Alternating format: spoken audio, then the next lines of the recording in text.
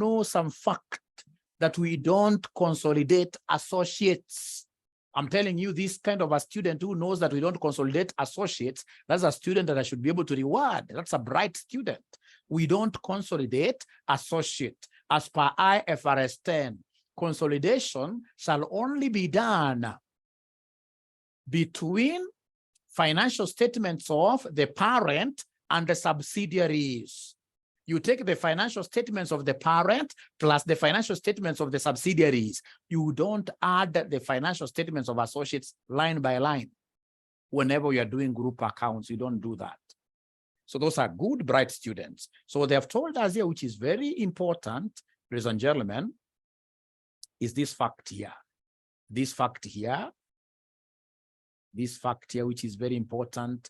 Remember, we have just bought 80% of Handy. So Handy is a subsidiary, and the 40% of Comic. So Comic is an associate. And as somebody has told us, if it's a CASNEB question paper, I will delete this column of Comic, the whole of it, because Comic is an associate. Comic will never be consolidated. So, ladies and gentlemen, what do they want me to do? If you look at the question down here, they want me to prepare a consolidated statement of financial position for Laurel and its subsidiary. They're very categorical. And its subsidiary as at 31st December 2019, incorporating an associate in accordance with IAS 28, where IAS 28 basically tells us to use the equity accounting method for associates. You calculate the equity of the associate, get the total, like what I'll call value of the associate at the end of the year, at the end of the financial reporting period, as one figure. That one figure is what you take to the balance sheet and call it investment in associate. Otherwise, the line by line consolidation is only done for what year? Is only done for a group of companies, and a group of companies we're looking at the parent and who? The subsidiary alone. So then what I will do, ladies and gentlemen, Sheila is asking a very good question there. So what I'll do, ladies and gentlemen, here, it's page number 44, Sheila. So what I'll do, I will come and copy this. This is how I start doing this question. I'll come and write there the name of the parent. The parent is called Laurel. The parent is called Laurel. So we have here Laurel Group.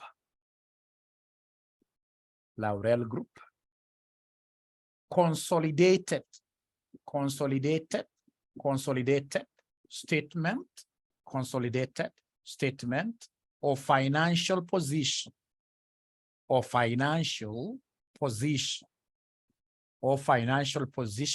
As at. I'm so sure that one is something that all of us are very good at. Ladies and gentlemen, I'll simply start copying this table the way it is. So I'll start by writing there non-current assets. So I have here non-current assets. So non-current assets, what do we have there? We have two of them. We have property, plant, and equipment. I'm adding line by line.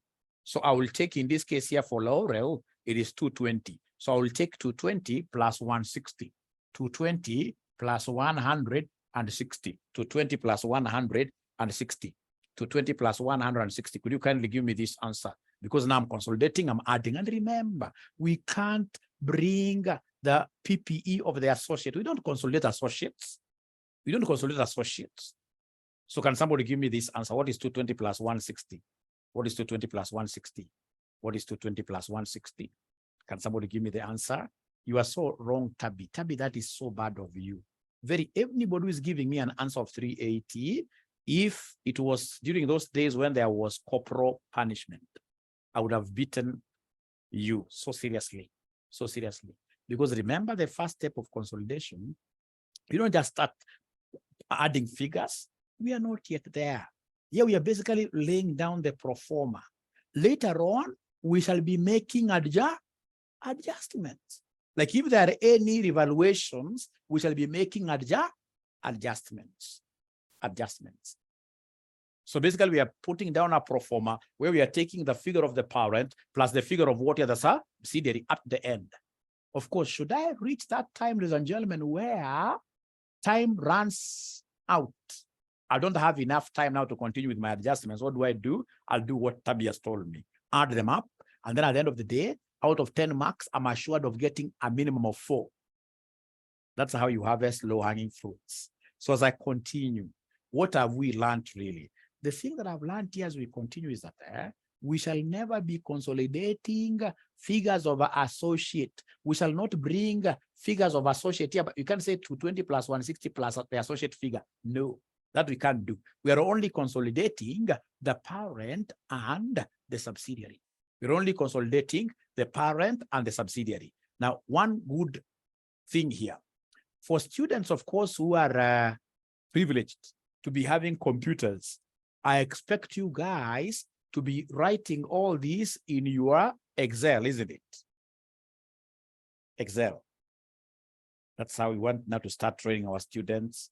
You write all these in Excel, right? PPE in Excel. Thank you so much, in Excel. Now, ladies and gentlemen, please, we continue. Let's go to the next thing. So the next thing, they're calling it investments. Whenever you see investments now, you must break this investment in 2. We must break investments into 2. The first investment will be investment in the subsidiary. Investment in subsidiary. And then we have what we call investment. We have only 2 investments in associate. Investment in associate. And then remember, ladies and gentlemen, there is no way you can keep investment in a subsidiary in group accounts, because a subsidiary is yourself. A subsidiary is your better half. A subsidiary is your spouse. That's how serious the relationship is. And this is where we go wrong even in marriages. That, for example, if I pay for my wife a master's degree, maybe I've paid 500,000, that as a husband, I should never be, in this case here, booking that as an investment. I mean, that is as good as having paid that fees for myself. Because keeping that in your books every time you're reminding this woman, you're telling this lady every time that, you know what, I took you to school, that will bring issues, because you're supposed to be one thing. So, ladies and gentlemen, remember, if it's an investment in your subsidiary, the only thing you can enjoy are the fruits. You took this wife of yours to college, she's been able to get a master's degree, and perhaps she's gotten some promotion there. So investment in subsidiary will always be struck off and substituted by what we call a goodwill. Goodwill. So this one, we shall always strike it off anywhere you see it. And then you compute what we call goodwill, because now utakuwa nakula matunda. Goodwill like that. But investment in an associate, we shall leave this one always here. Investment in associate, that I shall always leave it there. So are we together, ladies and gentlemen, that we shall never be having investment in subsidiaries in our group accounts? Instead of investment in subsidiaries, we shall be having what here in their place? Goodwill. When I pump in my subsidiary, I keep on investing in my subsidiary, I'll be enjoying goodwill. I'll be enjoying goodwill. Ni matunda too, I like that. Ngosi, I like that. So I hope you've been able to rub yours like that. So, but we shall leave here investment in associate. We shall be doing this later in accordance to IAS 28 principles. Great. So we are continuing nicely. So go to the next step. Next step. We have here current assets. So current assets. So we have here current assets. Current assets. Current assets, what do we have? We have inventory. We have inventory. We have inventory. We have inventory. Stop video. We have inventory. So inventory, I'm consolidating, remember? So I'm taking 384 for Laurel, who is the parent, isn't it? 384 for Laurel, who is the parent, plus Hadi, 234. Plus Hadi, 234. Why am I not saying plus 122? Somebody who is following that. Why am I not saying plus 122? Why am I not saying plus 122 for comic? for comic. Why am I not saying plus 122 for comic?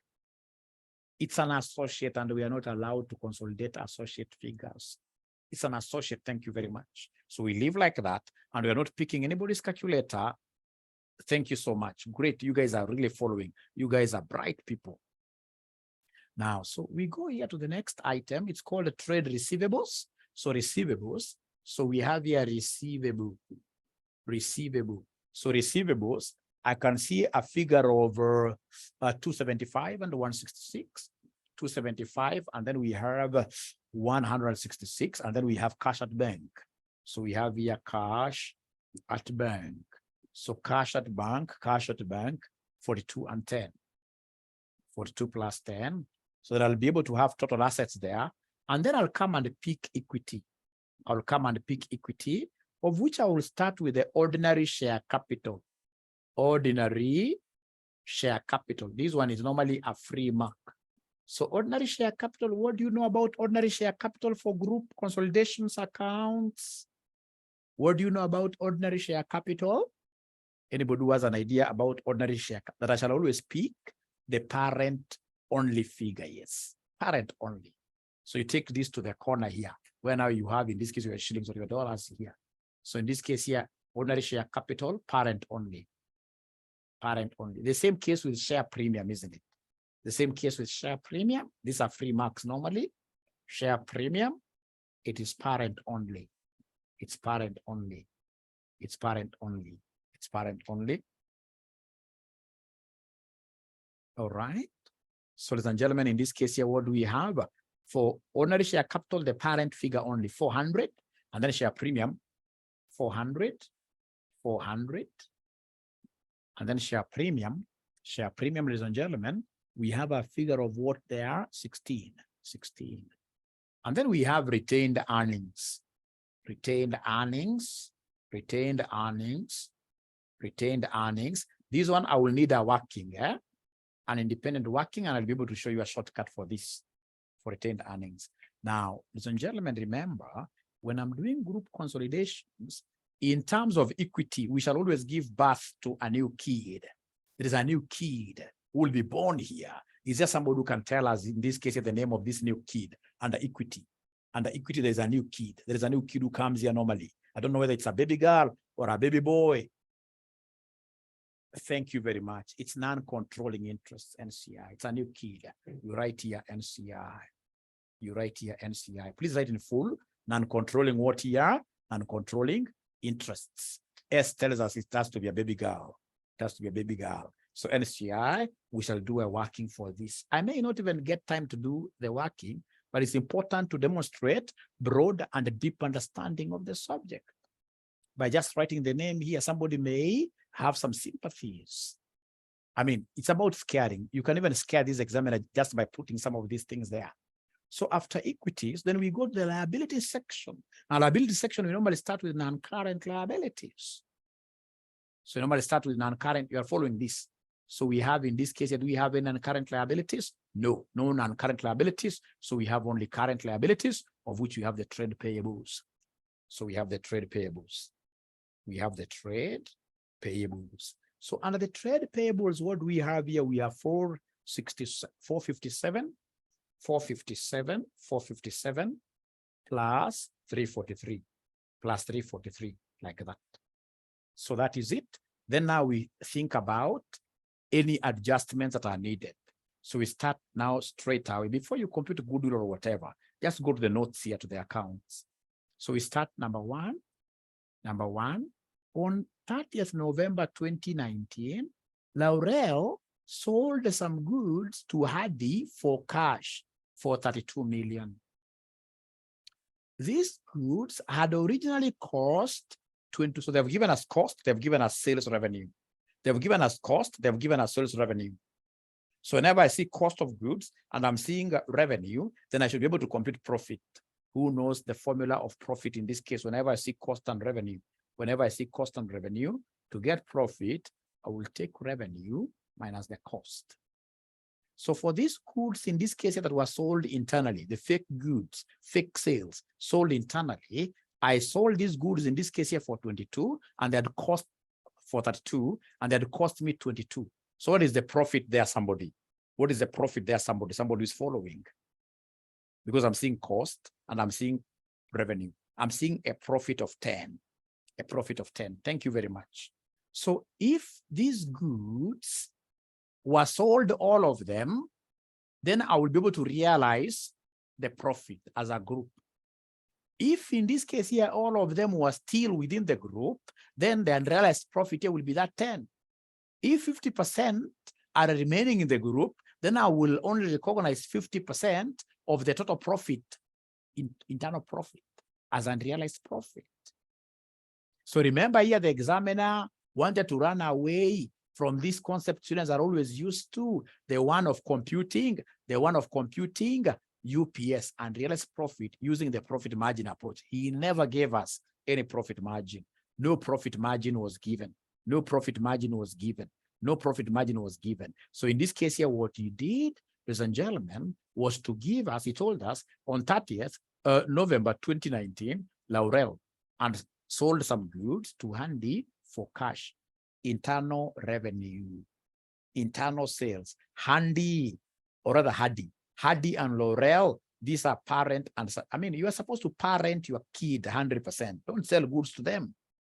Even when, for example, you are too old, don't sell assets to them. If you sell to them, you are just getting money from yourself. That's fake sale. So fake sales must be canceled. But now remember here, we are not doing an income statement. So in the balance sheet, what basically I'm interested in is an unrealized profit on this stock. These goods had originally cost 22 million and none had been sold by the year end. None had been sold by the year end. So can somebody in this case here give me the UPS? UPS. None had been sold. UPS. So remember, profit generally, to get profit generally, we take revenue minus cost. So revenue is 32 million minus 22, which gives me 10. And all this profit is well within the group. And unfortunately, this is in inventory because we moved these goods from one company to another sister company, inventory. So basically, inventory is overstated. Inventory is overstated. So then somebody tell me, what should I do to this inventory working here? Should I come and say plus 10? IS2 tells us that whenever you smell, even if it's a little bit, whenever you smell profit in inventory, go and deduct less 10 from inventory, minus 10. Imagine there will be no any other working here. There'll be no any other working. I normally get students failing in advanced financial reporting, especially where we have this kind of questions, and I even laugh at them. I mean, what is really here to fail? What is really here that you cannot understand? It's a straightforward thing. Why should I less 22 million? In the balance sheet, we cannot less 22 million. In the balance sheet, I'm only interested in the UPS and realized profit. And once I've realized that this is the profit that one of the companies, ladies and gentlemen, in this case here, claims to have made. One of the companies claims to have made a fake profit from a sister company, which is 10. So that is what we call UPS because they are not sold anything of this. So UPS is 10. So go here and subtract what they are, subtract that 10. So are we together, first of all, up to here? Up to here, are we together up to here? Great. Great. They're not typing very fast. Great. Thank you so much. Great. Great. Dego is saying that they sold half. Perhaps we are reading different books. Let me see. Perhaps they're reading different books. If they sold half, then we shall only recognize a half as unrealized. Let's see. You see this, there is a full stop here. On the same date, Laurel also sold goods to Comic. Who is Comic? Comic is an associate. I will not even read this sentence to the end, because anything we do with this associate will have one adjustment when I'll be computing what we call investment in associate.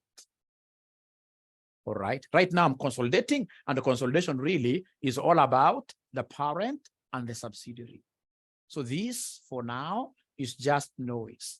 on the same date, Laurel also sold goods to Comic for cash for 22 million. These goods originally cost 10 million, and the Comic had sold a half of the, I think this is where you're confusing. Half is for Comic. That's for associate. Now we are not doing anything for the associate in group consolidations. IFRS 10 tells us to consolidate only the parent and the subsidiary. For now, we are not touching associate at all. And even myself in an exam, chances are I'll not even do the investment in us. I'll not have that time. I just consolidate alone, do the consolidation. So now I hope we are together up to there, all of us. I hope all of us are together up to there. Great. So then we take on the next thing, note 2. On 1st January 2017, Hardy owned some items of equipment with a book value of 45 million that had a fair value of 57 million. Remember, 1st of January 2017 is when we were acquiring our subsidiary. We acquired the subsidiary on 1st January 2017. So on this acquisition date, ladies and gentlemen, we had an item of plant whose carrying amount was 45 million. Carrying amount was 45 million. And then the fair value is 57. So then you as an accountant, when you go and realize this is the carrying amount, 45, fair value is 57 on the date of acquisition, what should you do? What should you do? What should you do? Carrying amount is 45, and this item fair value is 57. You revalue. It's a revaluation. We revalue. And this will be a revaluation upward, because what we have said is that whenever the fair value is at the roof, whenever fair value is bigger, then that is a revaluation upward. So then, ladies and gentlemen, could you kindly give me this revalued amount? Yes. Or fair value adjustment? Yes. So what is a revalued amount? Is there somebody who can give me the revaluation? The revaluation, and this is up. It will be 57 minus 45, which gives me how much? 12. So then if it is a revaluation upward, we know that our assets, of course, are understated. We need to come and behave. So we need to come and capture this like a new value. So in the PPE, you say plus what here, somebody? Plus 12. In the PPE, you say plus 12. You decrease the PPE by the revalued amount. If, for example, the fair value was less, if the fair value was less than the carrying amount, it would have been a revaluation downward. And if it's revaluation downward, what do? You subtract. If it was 12, I would have said minus 12, minus 12, minus 12, minus 12. So you must really be very keen here. See where your fair value is. Fair value is the same as market value. When market value is higher than the book value is the same as carrying value, then that is a revaluation up. Revaluation up is an increase in the value of the assets. So go and increase. Now, once you have this revaluation upward, or rather revaluation, we must always think of depreciation on revaluation. Depreciation on revaluation. My I can see a very good question there. Depreciation on revaluation. Sorry, just 1 minute. 1 minute, just a minute, just a minute. Great. So, ladies and gentlemen, from there, I would want somebody to help me now calculate this depreciation, depreciation on revaluation, depreciation on revaluation. This is not an easy one, but of course, with my explanation, you'll be able to understand. So depreciation on revaluation. This is very easy, because what I'll do is to take the revalued amount or revaluation, you divide by rule. You divide by rule, where rule is the remaining useful life. Rule is the remaining, sun, S-U-N. So you take the revaluation over the remaining useful life. So revaluation, ladies and gentlemen, what do we have for revaluation? You have given me 12. And what is the remaining useful life? Let's read together this. Remaining useful life.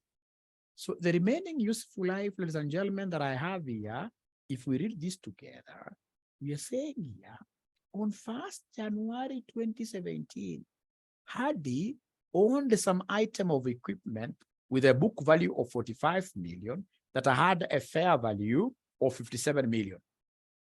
These assets were originally purchased by Hardy on 1st January 2015 and are being depreciated over 6 years. Remember, 6 years, these are what years? So we have two dates here actually. We have in this case the very original date when we purchased this. It was 1st January 2015. And then we did a revaluation on 1st January 2017. All right. All right. So ladies and gentlemen, please listen and listen to me very well. Please listen and listen to me very well. This is very interesting and it confuses students. It has never confused me. It can never confuse me. I'm never confused with easy things. Never. So you see, this asset here, they have how many years? 6 years. The useful life is 6 years. By the time we are revaluing them, how many years have passed? So it is 2015 because we started from 1st January. It is 2015, the whole of it. And what year somebody? 2016, the whole of it. Don't count 2017 because 2017 is at the very beginning. So by the time we are revaluing this thing, we have already consumed 2 years. 2 years. So then what is the remaining useful life? What is the remaining use? Because already we have extinguished 2 years. So the remaining useful life is 4. The remaining useful life there is 4. The remaining useful life is 4. And then, ladies and gentlemen, remember, after that, we want what we call cumulative depreciation. So we must come here and multiply this with what we call the DOF minus the DOA. The DOF minus the DOA. We must get the time period here. DOF, for the students that have never taught before, DOF stands for the date of the financial statements. Date of financial statements. DOA stands for date of acquisition. Date when we acquire the subsidiary. So because I want, you know, this 12 over 4 will give me 3. I'm depreciating 3 for each year. 3 for each year. But you know, they want cumulative here. They want cumulatives. I want to know how many years that I stayed with this subsidiary. So in this question, we know that the date of acquisition is 1st of January 2017. This is the acquisition date. How about the date of the financial statements? How about the date of the financial statements? How about the date of the financial statements? So the date of the financial statements, ladies and gentlemen, we are given here. The statements of financial position for the 3 companies is 31st December 2019. 31st December 2019. 31st December 2019. 31st December 2019. So remember, this is the DORA and this is the DOF. DOA and DOF. So could you kindly count and tell me the number of years that we have in, or the number of months? I want years really. I don't trust any lady with counting time. They never get it right. I don't know why. They never get it right. You'll see even here. They don't get, no lady can ever get this right. Let's see. Men, I know men will get this very correctly, very fast. But ladies, like Indego has gotten, yes.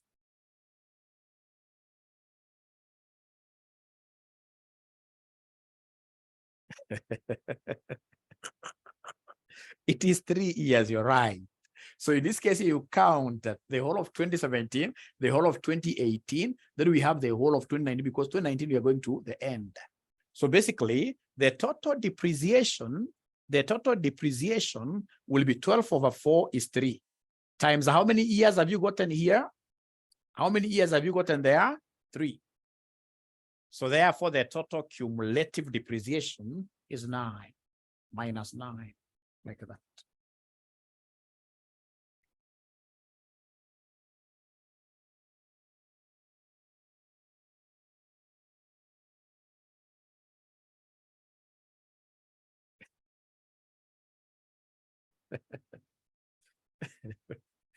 Great.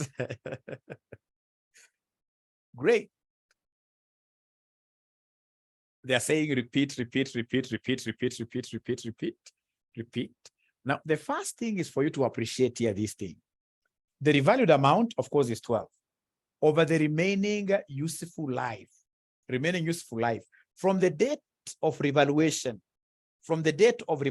moving forward, how many years do you have? How many years do you have? So, ladies and gentlemen, can even come here. I'm so sure this is something, if you take your time a little bit, maybe later on, I'm so sure with the video, it is something that you guys will be able to understand. It's not really a big thing, because when we talk of remaining useful life, this asset, when we bought it, it had 6 years, and we bought it here, 6 years. And we came and did the revaluation on 1st January 2017, when we were doing the acquisition of the subsidiary. That's when we acquired the subsidiary. And that's when we did revaluation. So then between here and here, how many years do we have? We have, in this case, ladies and gentlemen, the whole of 2015, the whole of 2016. Don't count 2017 because it's the beginning.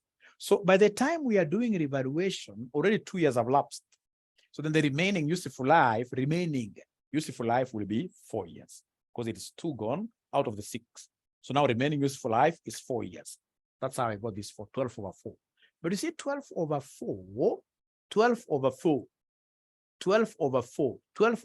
is 3 per annum.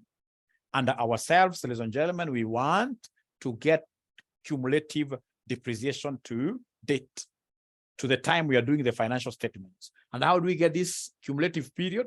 You take the time of the financial statements, the date indicated there, minus the date of acquisition. The date of the financial statements is this, 2019.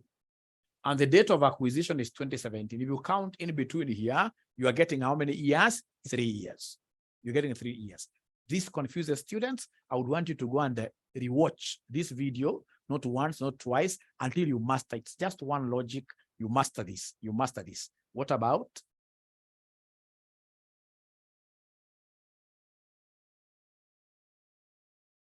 Thanks, Purity. Okay, let me understand. Great. Thank you very much. Now, a good question there, that DOF minus DOA is 3 years, but it is from first 2015 to this, that is 4 years. Let's see, let's count. I can 100% guess that that is a lady. That's a lady. Anyway, look at this. Let's count together. So we have here, let's count together. Sikubaya, ni jokes tunasema sikubaya. Jokes tunasema. There is a time I told my girls, of course, all of you here are my girls, my daughters here. So I told them that ladies do not know how to count dates. And then now most of them told me, Mwalimu, did you try that? And you got a baby? No, it's not about that really. It's not about that really.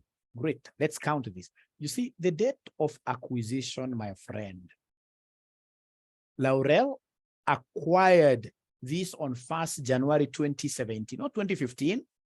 2015 is when the assets were being acquired. Here we are talking about acquisition of the subsidiary. This subsidiary acquired it in 1st January 2017. And the date of the financial statements is 31st December 20. So count from 2017. So it's 2017, the whole of 2017, 2018, and then we have 2019. I'm getting 3 years. Can you kindly confirm that now you have understood? Before I continue, please confirm that you have understood. Please confirm.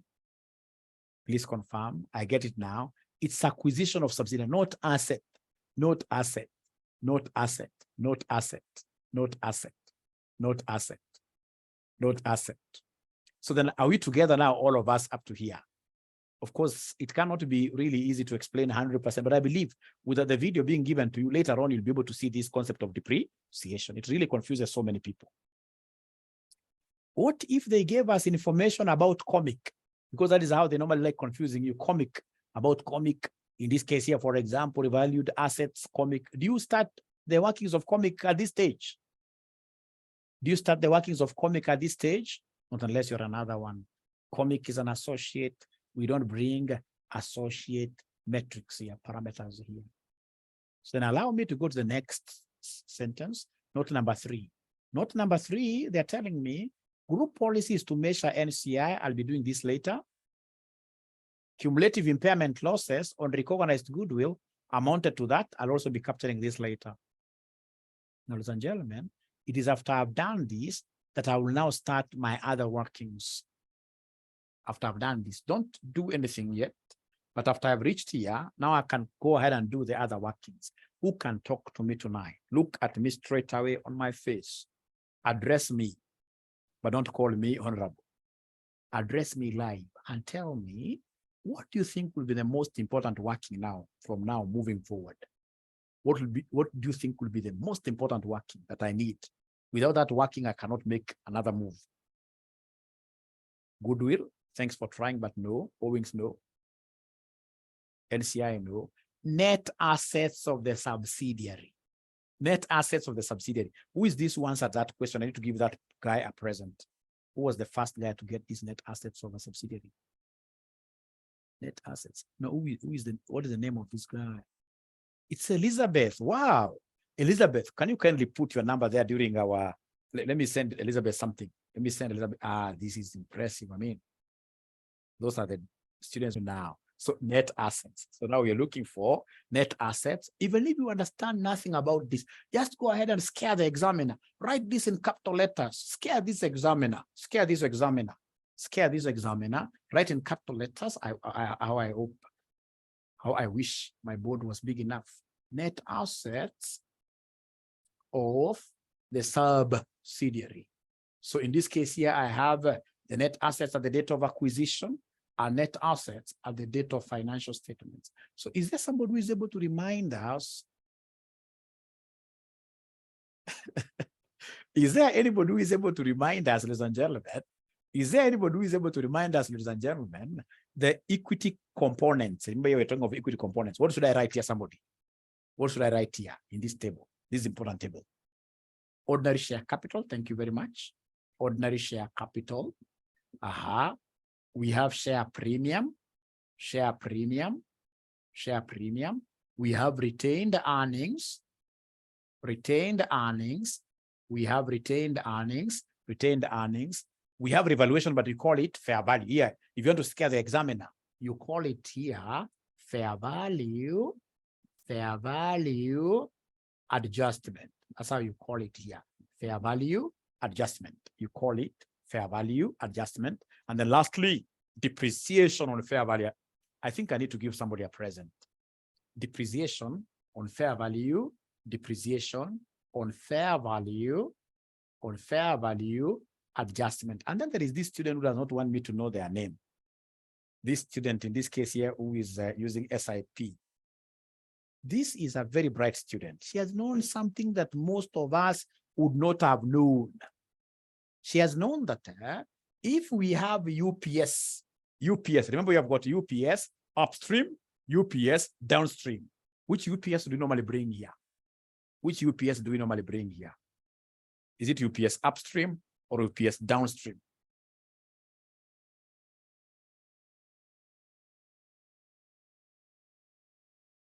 It is UPS upstream. UPS upstream. If it's UPS downstream, you don't bring it here. If you have UPS upstream, you bring it here.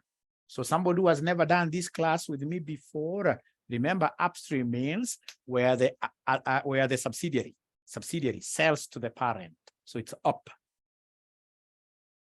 Sales is from subsidiary to the parent. Parent is bigger, is up there, up there. So whenever sales is done by the subsidiary to the parent, then you bring UPS here. That's called UPS upstream.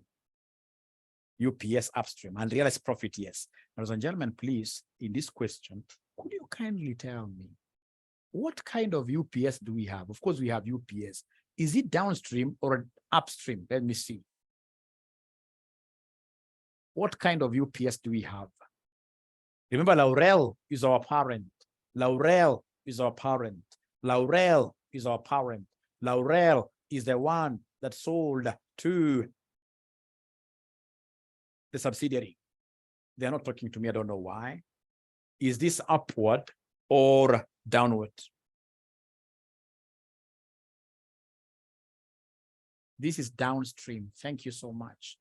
This downstream, this downstream, this downstream. So if it's downstream, then what we do, because we don't have upstream, here we shall have dash, dash like that. Dash, dash.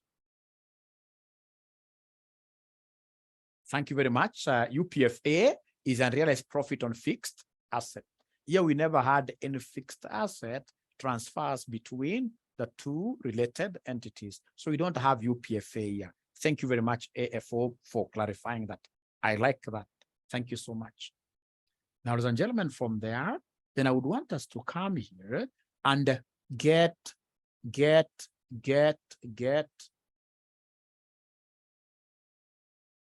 No, don't be sorry. Never be sorry. Never be sorry. Just be a nice girl. Ordinary share capital. So what ordinary share capital amount should I bring here? I'm lost for, spoiled for choice. Do I take 400, 96, or 80? Remember, these are net assets of the subsidiary. And the subsidiary is the one that we have here called Hardy, which is 96. Saturn should not pay us a visit here, because we'll get somebody taking 400. No. It is 96, 96. So for the DOA, date of acquisition, we have 96, and here 96. How about share premium? How about share premium? Share premium, again, we are taking the share premium of the subsidiary. Share premium of the subsidiary. So the subsidiary share premium, ladies and gentlemen, share premium, ladies and gentlemen, here for the subsidiary. We have here share premium for the subsidiary is 3. So 3. Shetani huuza unasema 30. Oi, atuguzi kitu ya comic. And that is why if it's an exam, I'll always cover this comic. If I'm using Excel, I'll come and in this case here, just highlight this and do it like yellow. I love yellow color. Yellow is the color of the country. So 3. So come to the retained earnings. Retained earnings, you have to be very careful. Retained earnings, you must be very careful. Retained earnings, you must be very careful, because here we expect things to change. So retained earnings, like this retained earnings that we have here of 128, where should I write this retained earnings of 128? Is it at acquisition or at financial reporting? I've read that figure from the financial statements, financial reporting, financial reports. So we have 128. And then retained earnings at acquisition in most cases will be given to you. This will be given to you. In most cases, these will be given to you. In most cases, this will be given to you. So like now here they have told us, Laurel acquired 80% of the ordinary share capital of Hardy for 160 million and 40% of the ordinary share capital of Comic for 70 million on 1st January 2017, when the retained earning balances was 64 for Hardy. 64 for Hardy. In this case here, 24 in Comic, that's very nice. But anything as we start our group consolidations, anything to do with an associate is hot air, is useless.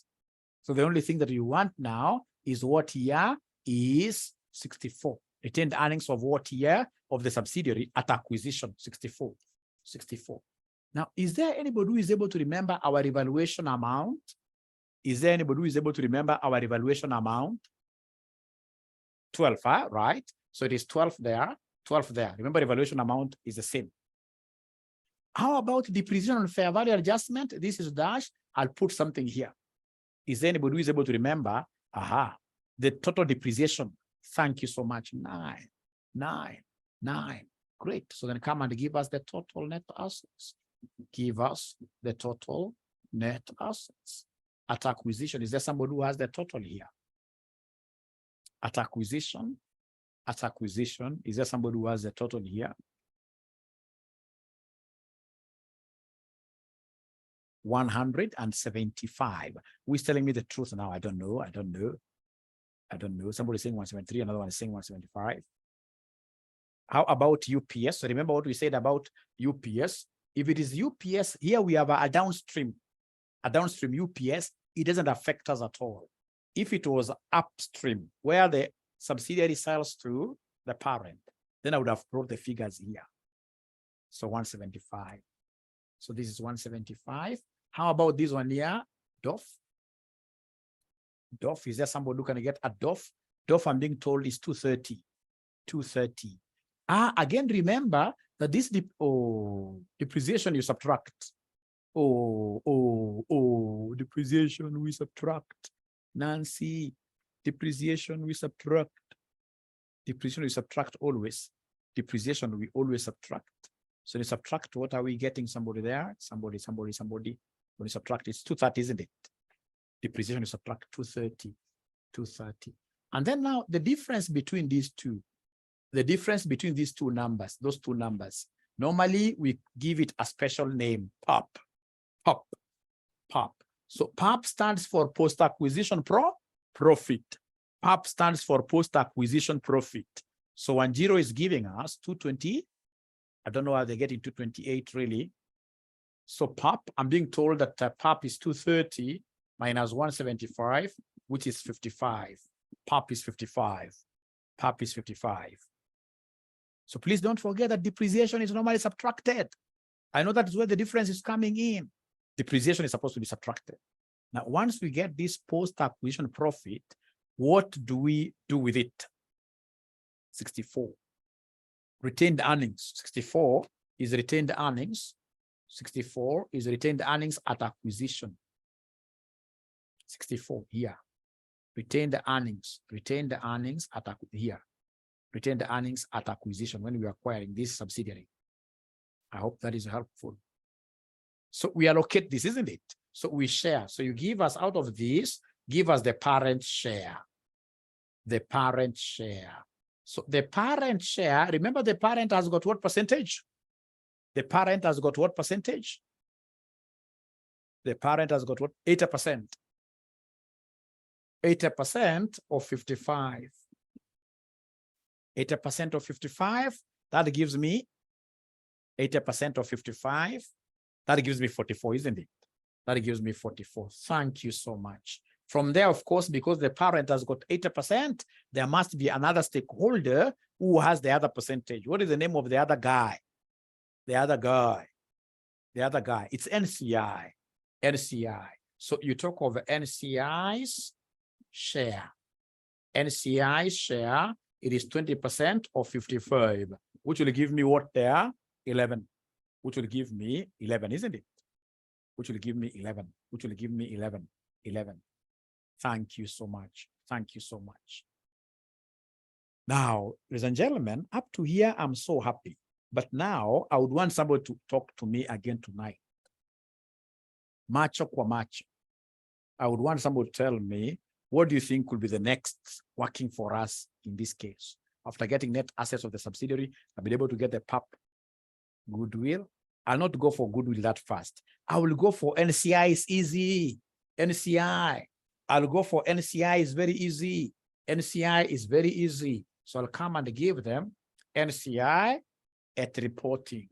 I'll give them what we call NCI at reporting. Let me pause a little bit and ask students who are writing this in Excel, are we together up to here? If you're writing in Excel, or am I too fast? It's very good for you to give me the honest opinion. Are we together up to here? Great. Thank you so much. Very together. Thank you so much. So then NCI at reporting, this will be equal to NCI at acquisition. NCI at acquisition, is there somebody who is able to see NCI at acquisition? Is there anybody who is able to see NCI at acquisition? NCI at acquisition, yes, they have told us. The group policy is to measure non-controlling interest at acquisition at fair value. The fair value of NCI in Hardy on this is 39 million. So this is 39. So NCI at acquisition. So NCI at acquisition is 39. And then, of course, we expect these guys here stomach to become bigger and bigger as a result of what here? What will decrease this NCI's value? What will increase this NCI's value? The PAP, isn't it? So in this case here, PAP. So we have here PAP. So share of PAP. Share of PAP. Share of PAP So share of PAP, you guys give me a figure. I've forgotten the figure. Mulipata ngapi? 11. 11. 11. Of course, ladies and gentlemen, life cannot be that nice all through. As you are getting, in this case here, bigger tummy, there must be other things that we are nakutoboa. So in this case here, what do you think will be making these guys here lose? Lose. What do you think will be making these guys in this case to suffer some losses? Impairment loss. Who is this? This is Ruth Mora. Have I ever given Ruth a present? I don't think so. You must be a very bright student. You must be a very bright student. So in this case here, come under less share of impairment loss. Less share of impairment loss. So remember, these guys' percentage is 20%. Unfortunately, we are given the impairment loss. We are told here, cumulative impairment losses on recognized goodwill amounted to 15. So out of this 15, NCI must also suffer. You know, it's a partnership. When we make losses, we share with them. When we make profits, the PAP, we share with them. So now we have made losses in goodwill, which was impaired, 15, we have to share this loss with them. So what is 20% of 15? 20% of 15, somebody is telling me it is 3, like that. So then what is NCI at reporting? NCI at reporting. NCI at reporting. NCI at reporting. Somebody is telling me 47. Somebody is telling me 47. Somebody is telling me 47. So please come here where you are seeing NCI, write 47 at the very corner. NCI, write 47. NCI, write 47. And by the way, at the back of that book, we have answers. At the back of that book, we have answers. I would want someone to take note of those answers. Please go back to where that answer is and try to see whether we are right. 3 imetoka wapi? 39. Is it 39 Imelda? Or 3? Oh, okay, 39. I understand now your question. It is NCI at acquisition. You can see this. NCI at acquisition is 39. Thank you so much. Now from there, we go to goodwill. Let's go to goodwill. Let's go to goodwill. So let's go to goodwill. So up to here, are we together? Can I rub this section? Can I rub this section? Can I rub this section? Thank you.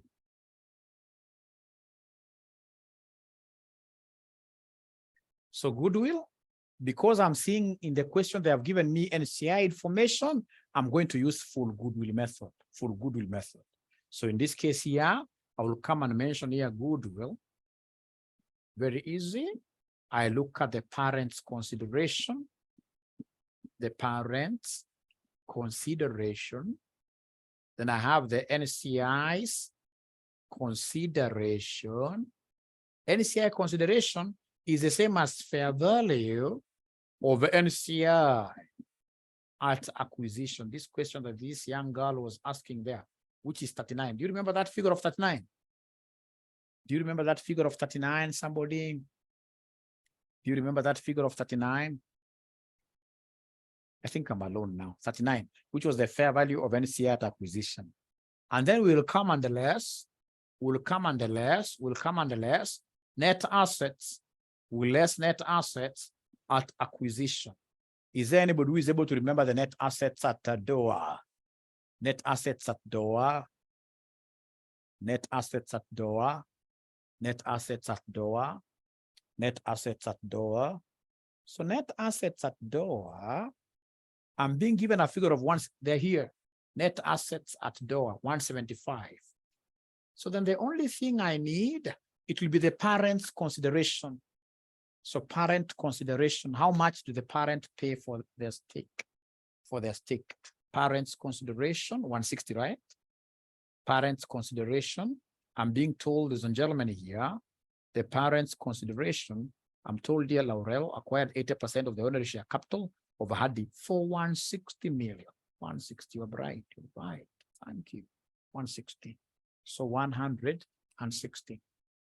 160. So could you then kindly give me the goodwill at acquisition here? Give me the goodwill at acquisition. Give me the goodwill at acquisition. Will you subtract now? Goodwill at acquisition. I'm being given a figure of 24. So when I get this goodwill at acquisition, it's an asset, just like any other asset. It's subject to depreciation. Although being an intangible asset, we can't call that loss in value depreciation. We shall call it impairment. We shall call it impairment. We shall call this impairment. So less impairment loss. Is there anybody who is able to remember what the impairment loss is? Is there anybody who is able to remember the impairment loss? 15, right? So in this case here, 15. So could you then kindly subtract here? Kindly subtract 24 minus 15 gives me what figure? Gives me 9. So then this is the goodwill at the end of the year. So we call this one goodwill at reporting. So at reporting, this goodwill here is what will come and write at the very corner there, 9. The goodwill there is what will come and call 9. So up to there, first of all, are we together really? Is there anybody who has been able to follow up to there?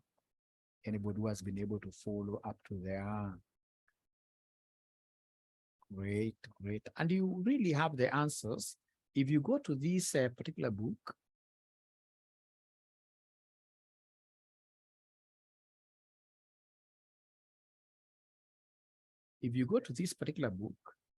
Laurel, let me just say control find.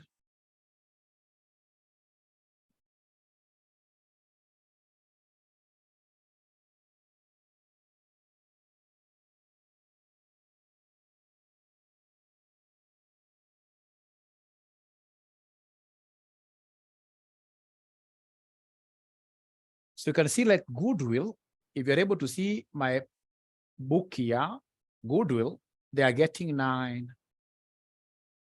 If you look at, for example, non-controlling interest, if you remember, they are getting 47. Quite interesting. The only thing that they do, they use a very bad method. They use a very old method. They use a very old method to do these workings here. We need to be direct.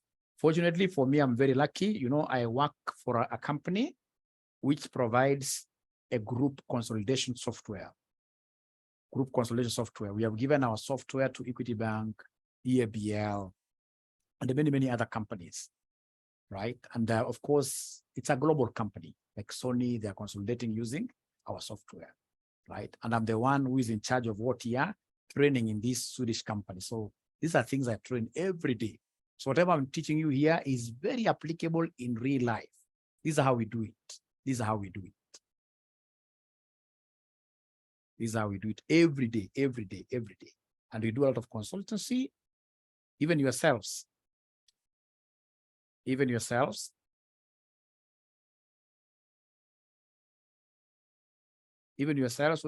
have got any questions of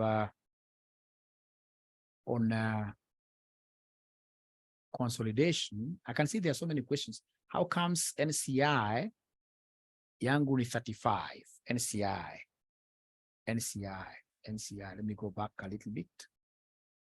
Is it your network which is disturbing or something? I don't know. Because you see, like NCI, we said NCI at the beginning. I'm sorry, I rubbed my working here. NCI at the beginning, NCI was 39. And then we gave them some profits. Do you remember the profits we gave these guys?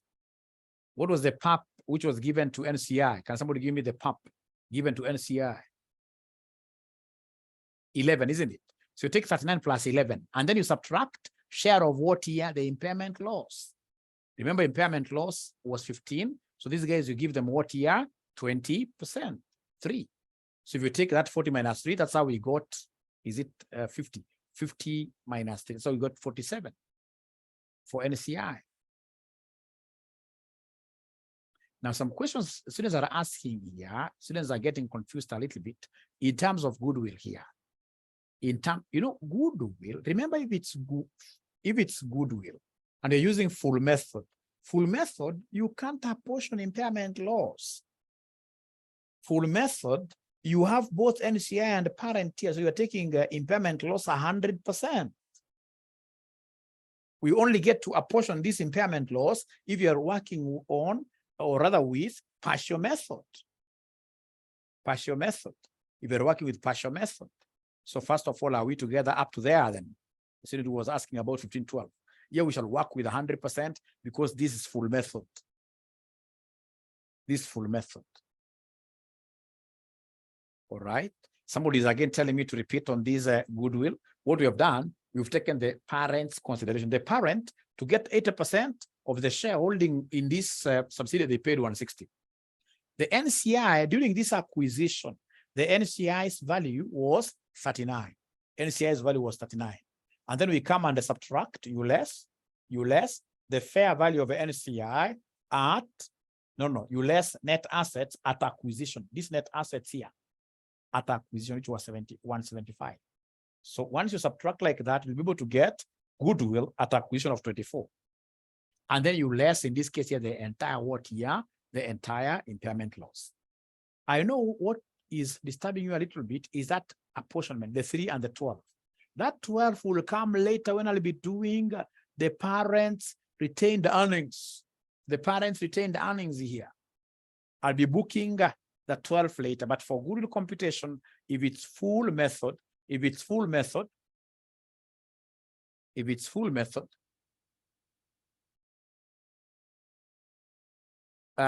questions here. I'm getting very good questions here. How did we get 3 as the difference between DOA and DOF under depreciation? So, ladies and gentlemen, with the remaining 10 minutes, I don't think we can do quite a lot. What I'll do, this particular video, I'm going to hang it on YouTube. All right. And of course, I'll share the link with you. And of course, when you reach there, you need to promote your teacher. This is an international teacher. Take this teacher high up there. Let this be an upward what year stream transaction. Lift the parent up. Lift the parent up on your parent by sharing those videos. And of course, bringing students to this particular what year kind of discussions. These are the best discussions. So remember, it will be very important for you to know that for your exams, you must understand cash flow statements very well. You must understand group accounting very well. Right? So, of course, after the associate, I'll be able to also handle the joint ventures, etc. So I'll be able to, actually, if I were you, for the sake of, although, let's discuss this in our various WhatsApp groups. So it's my hope that you have enjoyed somehow. Of course, I can see most of you still have a lot of questions, but somehow, at least this thing now is making some sense. It's making some sense. That's my hope. That's my hope that now it's making some sense.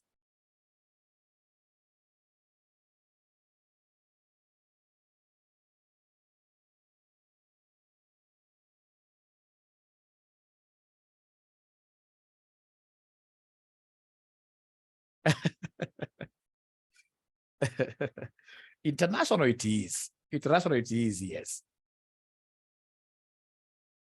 Lazima muinuke, we shall overcome. What is your channel's name? Joshua Aura. Just look for Joshua Aura. You'll be able to get me there. Joshua Aura. Yes. Great. From Southern Sudan, Joseph Thorne. Thank you very much. Thank you very much. Great, great. From Dar, you can see HP already. From Dar es Salaam. Great. Yep.